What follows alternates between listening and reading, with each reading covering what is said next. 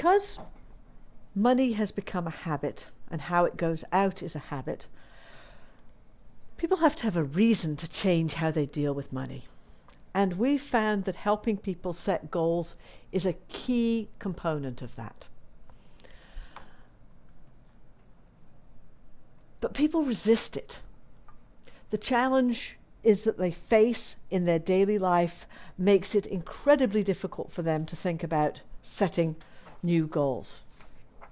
And we have found that this can take easily at least 45 minutes in a class talking to a group of resistant people. But if you can help people find why they want to have money in their lives that they can use to do things, the goals help. We encourage everybody to look at this and to think about this for yourself. Go and set up what you want to do. There are many ways of doing goals. The simple way that your money or your goals has used is the SMART goals. This means that anything that you say you want has to meet the SMART criteria. To say, I want to have enough money to live on is certainly simple, but it's not specific. It's not measurable, and therefore you don't know if it's going to be able to be reached. It's certainly relevant. Having enough money to live on does matter, but it doesn't say why. So this is an important aspect. You can ask people, what is it you want? And then you can help them maneuver it into what they want to do. So it has to be specific. So instead of enough money, I'd like to be bringing in $1,400 a month. That becomes measurable. You might also ask, when do you want it by? Because if they want to bring in $1,400 a month and they have no skills, that might be difficult. Then you can determine whether it's able to be reached. If they say, I want it next week, challenge.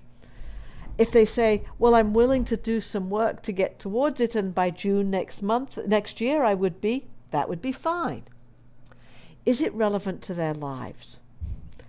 It's very easy to, as one kid told me in a class, I want to have a Ferrari. And I said, when would you like it by? And that's when he looked at me and went, I don't even know how much a Ferrari costs. So is it relevant to their lives? So looking again at these, I'd like you to think about doing this for yourself. Understanding what you want to get out of this. Turn to page 57 to 60 of your Money, Your Goals, and work on some goals for yourself, page 58 to 59. You'll discover that they aren't easy to come up with, that it takes time. And understand if you can't achieve them in the time frame you initially set, you can extend the time frame. You can also change the goal. You can also decide not to do it. Just because writing it down in this format has a very greater likelihood of achieving it doesn't mean you have to do it just because you wrote it down. Find out what the challenges are that you face so that you can help clients and your participants overcome them as they present theirs.